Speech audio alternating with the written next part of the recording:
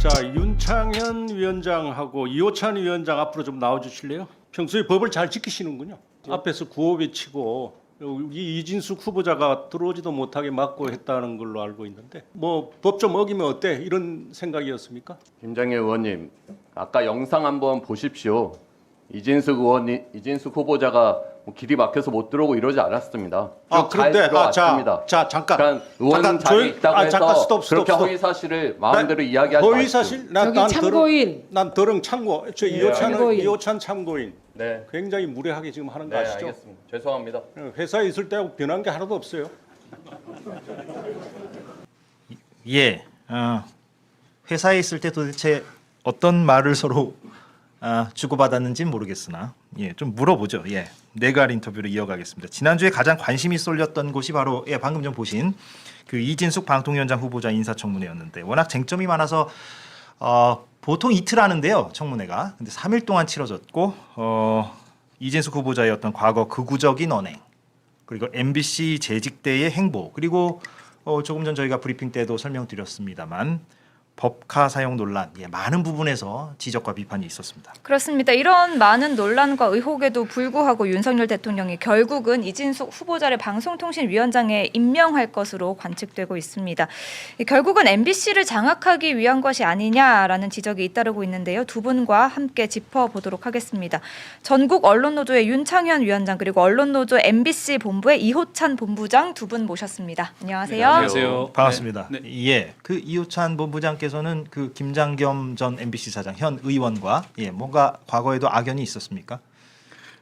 그러니까 2015년, 16년 제가 노동조합 상간 집행부하면서 뉴스 모니터링하는 역할을 했었거든요. 그때 보도 본부장이 김장겸이었고, 그때 저희가 노동조합에서 낸 민실이 보고서 자체를 보도국장이 보도국에서 찢어버리는 일들도 있었고, 그러니까 노사협의회 때마다 계속해서 좀 갈등들이 있었죠. 그래서 저런 발언이 나왔군요. 네, 그래도 무례하지는 않았습니다. 김장겸 의원도 변한 게 하나도 없는 것 같은데요. 둘 이렇게 다 똑같이 취급할 건 아니고. 네. 그런데 이제 두 분이 이제 언론노조, 한 분은 언론노조 위원장이고 한 네네. 분은 언론노조 MBC 본부 본부장이니까 약간 또 시청자분들이 헷갈리실 수도 있을 것 같아서 잠깐 좀 설명을 짤막하게 좀 필요할 것 같은데. 전국 언론노동조합은 그러니까 전국에 한 130-40개 사업장에 있는 노동자들이 다 가입이 돼 있습니다. 그렇죠. 그래서 이게 단일한 노조고요. 언론노조 하나가 한 덩어리입니다. 그래서 KBS에 있는 언론노조를 KBS 본부라고 칭하고 MBC에 있는 언론노조를 MBC 본부라고 칭합니다. 그래서 저는 전체를 대표하는 산별노조 대표이고요. 우리 이호찬 본부장께서는 MBC 본부를 대표하는 본부장이십니다. 그 정도 설명하면 괜찮을까요? 다 이해가 됐을 것 네. 같습니다. 영상으로 봤지만 두 분 모두 지난주 청문회에 다녀오셨잖아요. 네, 어떠셨나요? 저는 좀 뭐라 그럴까요? 좀 되게 좀 비현실적이고 되게 마음이 찹찹했습니다. 그러니까 그 이명박 정권, 박근혜 정권 당시에 무도했던 언론 탄압, 그리고 모든 국가기관이 다 국가권력기관이 동원돼서 사람을 좌파 우파로 가르고 얘는 출연해도 돼 안 돼 가르고 또 MBC를 민영화시키기 위해서 국정원이 정상화 계획을 세우고 그게 정상화가 아니죠, 당연히. 그랬던 시절의 기억이 뭐 그리 오랜 과거가 아니잖아요. 근데 그걸 주도했던 분들 또 거기에 빌붙어서 출세했던 분들이 어떤 분은 배지 달고 앉아 계시고 어떤 분은 뭐 또 방통위원장 하겠다고 앉아 계시고 또 거기에 맞서 싸웠던 어떤 분들은 또 증인 참고인으로 나와 계시고 이게 뭔가 싶더라고요. 뭔가 싶더라고요. 저는 되게 답답했습니다. 그 장면을 보면서. 어떤 말씀인지 충분히 이해가 돼요. 저도 사실 뭐 비슷한 심정이었는데 김재철, 안광한, 김장겸 이 세 사람이 이명박근혜 정권의 MBC 사장을 MBC를 망가뜨렸던 대표적인 인사들 세 사람이 한 자리에 모인 거예요. 거기에 이진숙, 뭐 권재홍, 뭐 오정환, 김철진 뭐 그때 당시에 그런 뭐 본부장들, 뭐 부사장들 그 책임자들을 이렇게 모으기도 어렵겠구나 이런 거의 무슨 적폐들의 집합소 같은 느낌이었고 그때 이제 그날이 공교롭게도 저희 조합원들이랑 최승호 PD가 만들었던 영화 공범자들을 같이 봤는데 이들이 다시 돌아오고 있구나 뭐 이런 공범자들의 약간 귀한 약간 이런 느낌이 들어서 약간 정신이 번쩍 들었습니다. 이번 청문회에서 여러 쟁점이 사실 나열이 돼서 뭐 물론 보도가 많이 되긴 했습니다만 뭐 다 다룰 수는 없을 테고요. 우리가 한정된 시간 안에 어떤 부분을 가장 중요하게 좀 포인트를 잡고 좀 보셨는지 지적하고 싶으신지. 근데 사실은 이 청문회가 시작되기 전부터 저희 입장은 너무 확고했거든요. 예. 그러니까 우리는 지난 과거의 역사를 통해서 이진숙이라는 인물이 방송통신위원장뿐만 아니라 대한민국의 어떤 공직에서도 배제돼야 할 인물이라고 이미 판단을 내린 상태였습니다. 그러니까 저희는 언론노조는 청문회 참고인으로 나와달라는 요청이 있을 때 나가서 그냥 이진숙이라는 인물이 지난 몇 년간 저질러 왔던 공공의 영역에서 저질러 왔던 일들을 차분히 되새기는 것만으로 그 부적격성이 확인될 거라고 생각을 했고요. 근데 좀 아쉬운 면은 있습니다. 근데 국민의힘은 그러니까 이진숙이라는 인물을 방어할 수 없기 때문에 메신저를 공격하는 전략을 취했죠. 그래서 예. 대부분의 질의를 언론 노조에 대한 공격, 네. 또 뭐 민주노총과 엮어서 공격하는 그런 전략을 취했던 것 같고 결국은 그 국민의힘의 핵심 지지층인 이 극우 진영 또 보수 진영의 여론을 결집시켜서 이진숙이라는 인물을 방어해 보겠다라는 전략으로 맞섰던 것 같아요. 예. 전 이 이진숙 씨가 갖고 있는 그 극도로 편협한 시각, 극우적 시각을 다시 한번 좀 확인하는 자리였고 사실 뭐 보도 많이 됐지만 왜 택시 운전사가 좌파 영화고 베테랑이 왜 좌파 영화인지를 좀 사실 듣고 싶었어요. 근데 답하지 않았죠.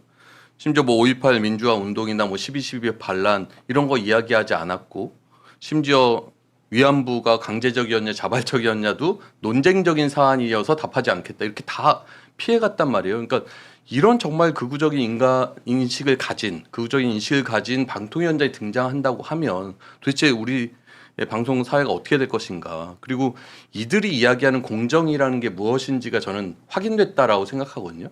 그러니까 국민의힘이나 이진숙 씨나 뭐 김장겸 씨나 이야기하는 공정은 이런 극우적 시각에 기반한 공정이다. 그런 시각에서 보면 MBC 뉴스가 불공정하다 보이겠죠. 근데 국민적 상식에서 판단하는 공정이 아니다라는 거를 좀 다시 한번 확인할 수 있는 자리였습니다. 그 이진숙 후보자의 그 과거 극우적 언행과 관련해서 제가 개인적으로 약간 아쉬웠던 것은 그 이진숙 TV라고 있잖아요. 네. 본인 개인 그 유튜브.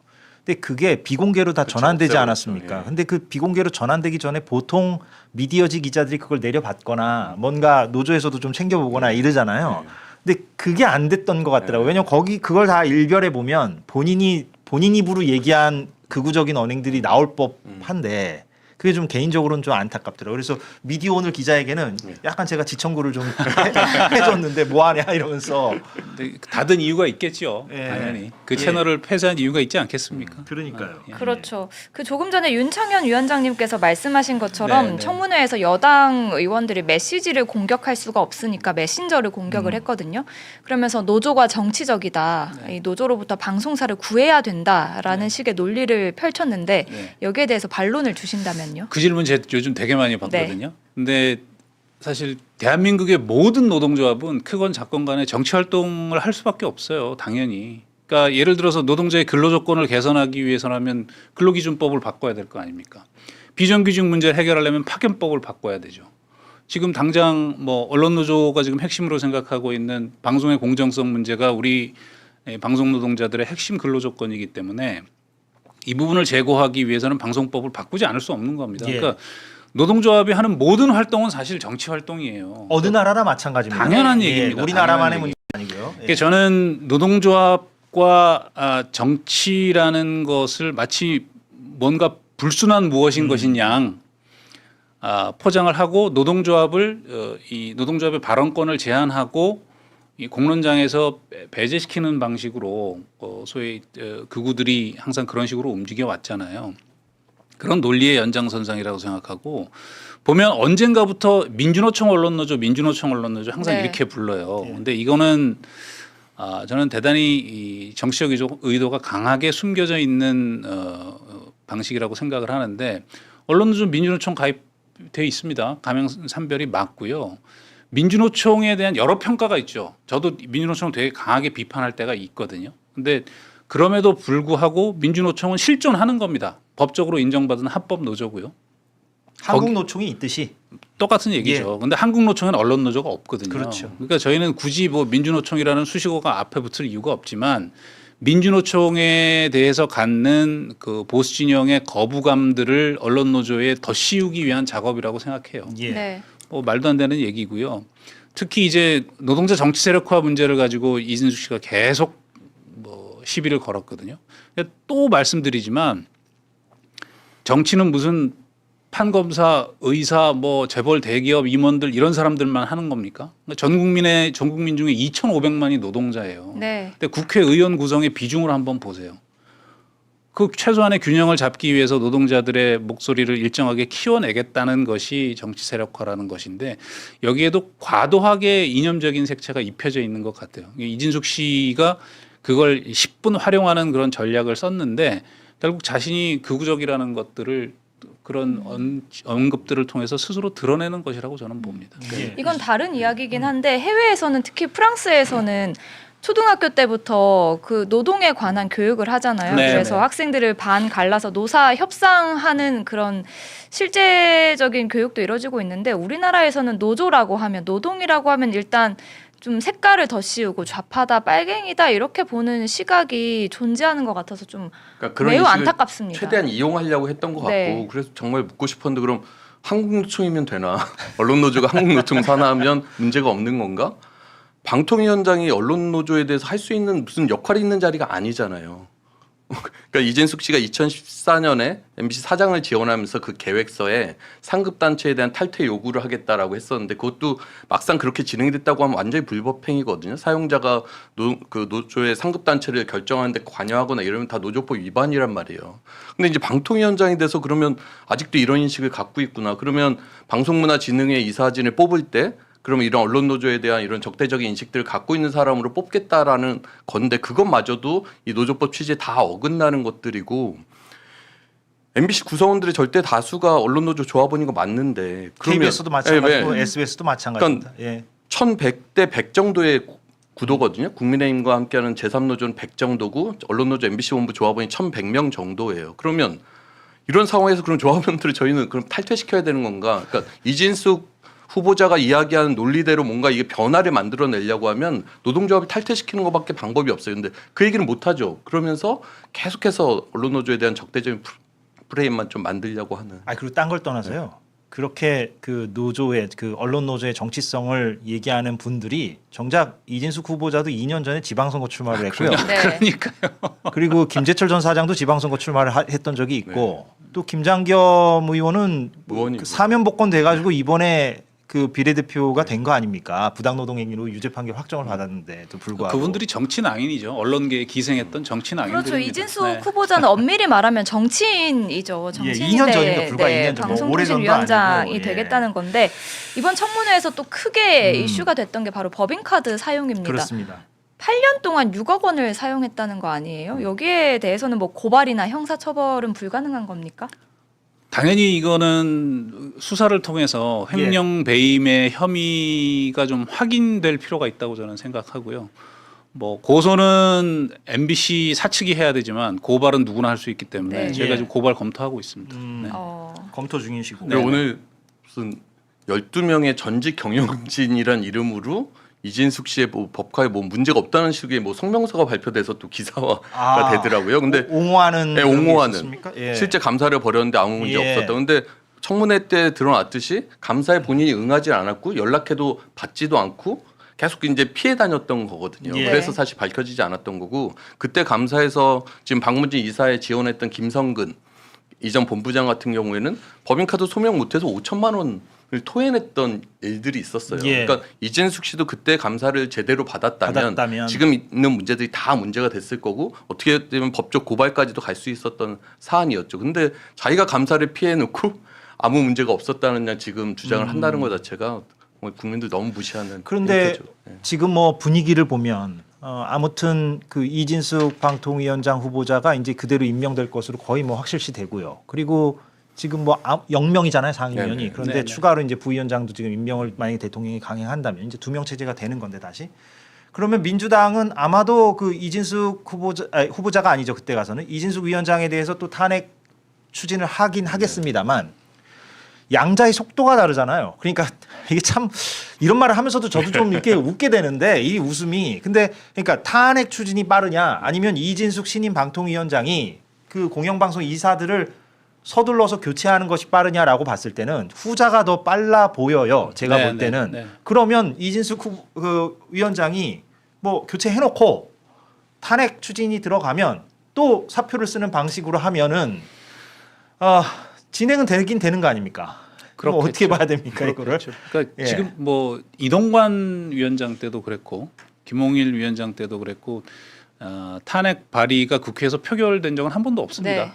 탄핵안이 발의되면서 사퇴하고 릴레이 하듯이 다음 사람이 또 위원장 네. 받아가지고 하던 일 계속하고 이렇게 했잖아요. 그러니까 이진숙의 경우에는 아마 대통령 임명을 강행하면 이진숙 위원장 체제에서 의결하는 방통위의 첫 번째 안건이 공영방송 이사선임 안건이 될 확률이 네. 거의 99.9%입니다. 뭐 임명 당일에 할 수도 있을 것 같아요. 예, 네. 그럴 가능성이 있죠. 그래서 탄핵안 뭐 탄핵 무용론이 지금 뭐 일각에서 제기되기도 하는데 저는 뭐 한쪽은 계속 방송 장악을 릴레이 하듯이 이어가고 그것도 방통위 체제를 합의제 5인 기구에서 2인 체제로 망가뜨린 상태에서 장악을 위해서 의사결정의 걸림돌들을 다 제거하고 하겠다는 거잖아요.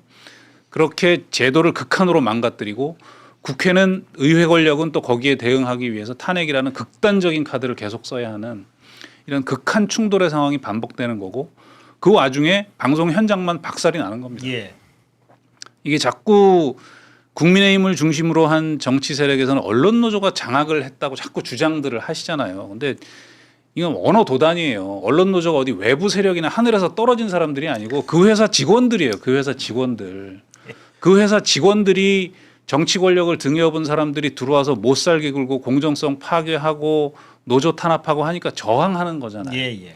그러니까 저항이라는 단어를 장악으로 바꿔치기를 해서 마치 자기들에게 무슨 정당성이 있는 행위를 자기들이 했던 것처럼 포장하는 이런 그 말장난, 언어의 유희라고 저는 생각합니다. 근데 임명 직후에 아무튼 그렇게 추진을 하면 어떡합니까? 이제 법원에 그 뭐 효력 정지 가처분 신청을 내는 거 말고는 현실적인 대안은 좀 없어 보이는 것도 사실인데. 그러니까 권력이 뭔가 자신의 권력을 갖고 이걸 밀어붙이면 예. 현실적으로 여기에 대응할 수 있는 수단이라는 게 마땅치 않은 게 사실이죠. 근데 예. 지금 2인 체제는 위법한 거고요. 1인 체제에서 심지어 선임 절차들을 지금 진행시키고 네. 있었단 말이에요. 그래서 그렇죠. 저희가 공수처에 고발도 하고 했었는데 그러니까 기본적으로 지금 위법한 결정을 이진수 방통위가 들어서서 2인 체제에서 할 것이라는 게 저는 핵심인 것 같고 예. 그 위법성에 대해서 법적으로 따져 물어야 될 것 같아요. 그래서 예.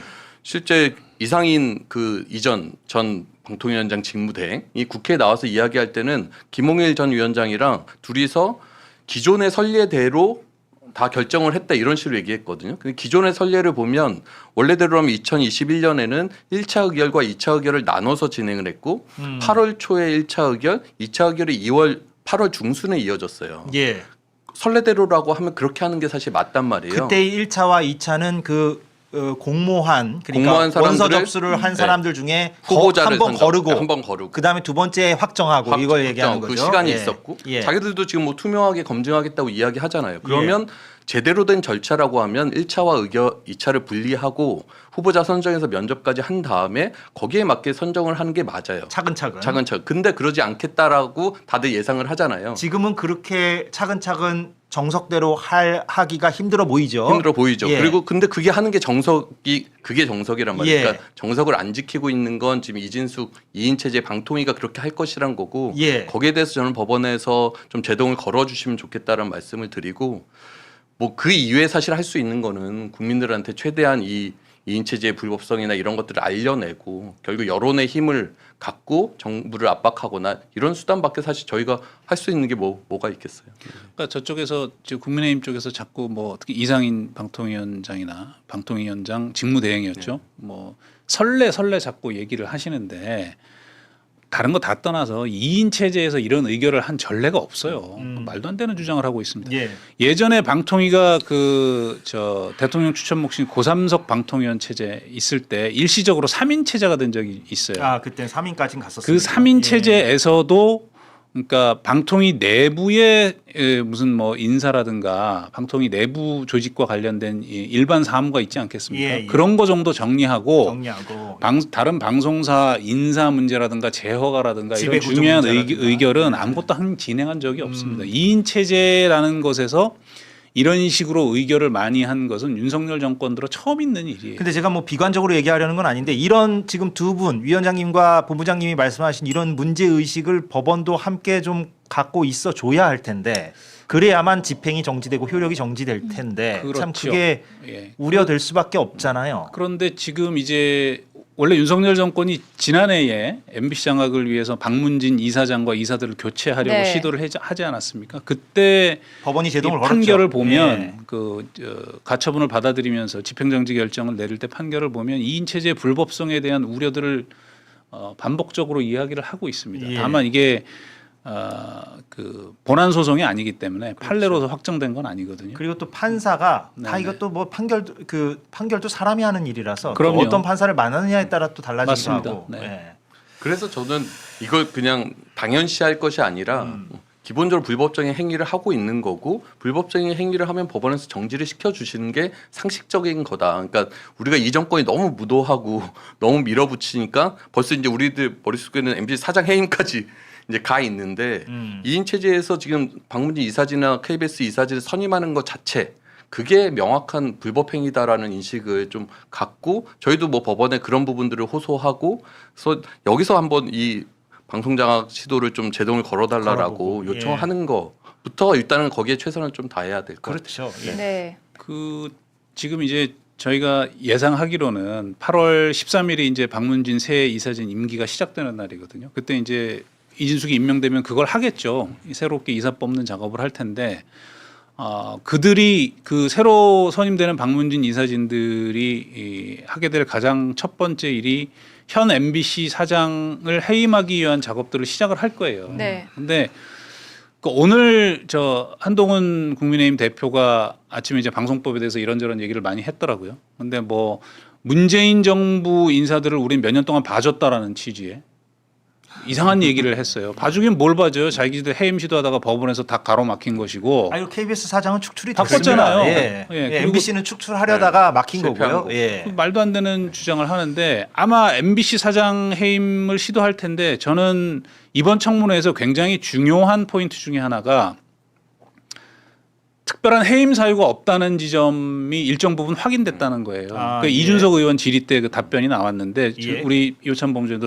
답변하셨고, 그러니까 경영 상황과 관련해서 뭐 지상파 중에 유일하게 흑자, 뭐 이런 얘기들, 뭐 공정성에 특별한 문제였고 신뢰도 높고 이런 얘기들이 쭉 나왔어요. 그러니까 결국은 누가 봐도 객관적 객관적으로 이거는 해임 사유가 특별히 없는 거 아니냐 이런 것들이 좀 확인된 지점들은 저는 의미가 있다고 생각합니다. 이번 청문회 들어서 예. 그래서 그 부분을 나중에 만약에 법원이 판단할 때 네네. 어떤 판단의 근거가 될 수 있다. 될 수 있다고 생각합니다. 그러니까 경영상황 흑자라고 했더니 흑자에도 뭐 질 좋은 흑자가 있고 안 좋은 흑자가 있다고 그래요. 그러면서 뭐 제작비를 줄여서 뭐 흑자를 낸 거다 이런 식인데 그것도 허위 사실이거든요. 지금 MBC 상황이 그런 상황이 아니고 질 좋은 흑자를 내고 있어요. 그러니까 경영적으로 문제 삼을 게 없단 말이에요. 그러면 과연 무엇을 갖고 해임을 할 것인가? 이것도 1차적으로 이제 방통위 2인 체제에서 불법적인 이사진 선임을 한번 제동을 걸어야 되고 이게 만약에 실패한다고 하면 사장 해임 할 때 있어서도 법적으로 대응해서 저희가 최대한 이걸 막아내기 위해서 노력하겠다. 아주 근본적인 시각으로는 설령 적자가 났다 할지라도 공영방송은 어느 정도 적자를 감수해야 하는 네네. 역할도 그럼요. 있습니다. 사실은. 근데 우리가 이 지점까지 아예 가지도 않고 있는 거잖아요. 지금 워낙에 지금 논의가 예. 그 지점까지 못 가니까. 예. 네. 그렇게 됐을 때 이제 법원의 판단을 기다려보는 것 말고 좀 현실적인 방법은 없을지 MBC 내부 분위기는 어떻습니까? 그러니까 현실적인 방법은 법원이 제동을 걸어주는 게 가장 현실적이고 네. 내부 분위기는 엄청 분노하고 있죠. 그러니까 아무래도 정도- 안앵커는 이제 조심스럽게 얘기한 것 같은데 이제 또 말하자면은 MBC 구성원들이 아주 강경하게 싸울 뭐 쉽게 표현해 파업까지 갈 네. 만큼의 네. 어떤 그런 분위기가 내부적으로 있는가를 좀 우회적으로 물었던 것 좀 같아요. 강력하게 저항할 것이고 예. 그 뭐 파업이라는 수단을 언제 어떻게 쓰냐는 구성원들과 논의를 통해서 결정해야 될 부분이고 그러니까 MBC 구성원들은 그냥 수용하지 않고 계속해서 저항할 것이다. 그래서 저는 이 정권이 방송 장악하려는 시도를 멈추지 않으면 정권의 해가 될 것이다라는 거를 인식시켜 줄 것이다라고 생각할 생각이고, 그러니까 이 정권이 장악을 멈추려면 장악이 자기한테 마이너스가 된다는 걸 인식을 해야 멈출 거 아니에요. 그러니까 MBC를 장악하면 할수록 윤석열 정권에게 손해가 간다라는 것들을 국민들한테 최대한 알려내면서 만들 것이다. 그래서 좀 예. 강하게 저항해야 된다고 생각하는데 그 방식은 좀 다양하게 고민 중입니다. 예. 제가 여쭤보고 싶은 거를 잘 풀어서 왜냐하면 근데 그게 네. 이렇게 외부자들은 네. 좀 묻기가 네. 좀 조심스러운 면이 있어요. 사실 네, 그런 그렇죠. 파업이라는 게 뭐 쉬운 것도 아니고요. 그렇게 무슨 뭐 사실 네. KBS에 있었을 때도 너희 파업 안 하냐 이렇게 방송이 망가지는데 이렇게 쉽게들 외부에서는 네. 얘기하는데 그게 이제 그럼요. 노동자들에게 네. 그 결정을 한다는 것은 매우 네. 좀 어려운 것이죠. 사실은. 저번에 저희 MBC 앞에서 콘서트 할 때도 상당히 많은 시민들과 구성원들이 함께 했거든요. 그래서 그런 거 하나하나부터 MBC를 좀 지켜야 된다라고 하는 국민적 여론은 상당히 높은 상황이거든요.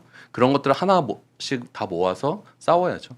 이게 이진숙 씨 이제 후보 임명과 관련해서도 오늘 어느 여론조사를 보니까 예, 그러니까 예. 뭐한 임명 반대 여론이 2배 이상 높더라고요. 거의 한 60%에 네, 육박하더라고요. 네, 네. 예. 그리고 그게 이제 진영별로도 결과가 나왔는데 뭐 양대 정당 지지자들의 결과가 엇갈리는 건 그러려니 하는데 예. 중도층에서도 60% 정도 반대하더라고요. 60% 이상. 그런 걸 보면 이게 스윙 보터들이라고 하는 중도층이 이렇게 벌점을 계속 쌓아가고 있는데 집권 여당에 뭐가 유리할 게 있겠습니까? 이런 짓을 계속하는 게 예. 현실적으로 판단해야죠. 네. 그 언론노조 위원장께 마지막 질문 좀 드려야 될 네. 것 같은데 이게 다른 언론사들의 어떤 관심이랄까 이 MBC 상황에 대한 이게 뭐 사실 어제 오늘 얘기는 아닙니다. 그러니까 타 언론사의 어떤 상황에 대해서 다른 언론사들이 그 언론사만큼 관심을 갖기는 뭐 현실적으로 어렵다는 건 저도 압니다만, 네. 근데 이게 이제 언론 민주주의와 관련된 부분인데 좀 어떤 보도 양이나 질이나 이런 것들이 조금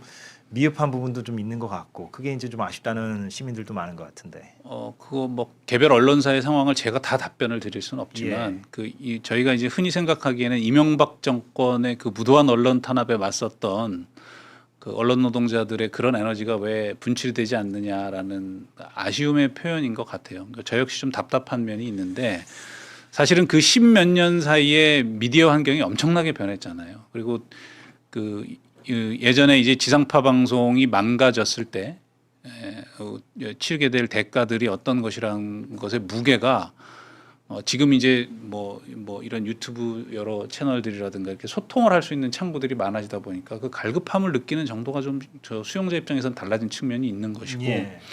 또 하나는 그 조건 속에서 그 여러 언론사들이 생존의 위기를 겪고 있는 상황이다 보니까 이게 뭐라 그럴까요? 이 전체 언론 민주주의의 문제의 중요성을 인식하면서도 선뜻 뭐 이렇게 나서기가 어려운 그런 조건들도 좀 강화된 거는 맞는 것 같습니다. 하지만 예. 뭐 언론 노조는 그런 조건의 변화에 관계없이 원칙대로 싸워나갈 수밖에 없는 상황이라고 판단하고요. 또 그 겉으로 잘 눈에 보이지 않는다고 해서 언론 노동자들이 싸우고 있지 않은 게 아닙니다. 물론 조금이라도 이 상황에 대해서 변화를 가져올 수 있는 중요한 기사들을 쓰기 위해서 현장에서 끊임없이 노력을 하고 있고 또 이진숙 후보자에 대한 여러 좋은 기사들도 공동 취재 형식으로 나오고 예. 있기도 하고요. 예. 그건 주목해서 볼 만하다고 생각합니다. 네. 알겠습니다. 올 하반기에 아마 제 개인적으로는 최전선이 MBC에 그어질 것 같다는 생각이 드는데 저희가 중간중간 네네. 속보가 있을 때마다 두 분을 모셔서 좀 논평을 듣도록 하겠습니다. 감사합니다. 예. 고맙습니다. 네, 윤창현 전국 언론노조 위원장 그리고 이호찬 전국 언론노조 MBC 본부장이었습니다. 고맙습니다. 감사합니다.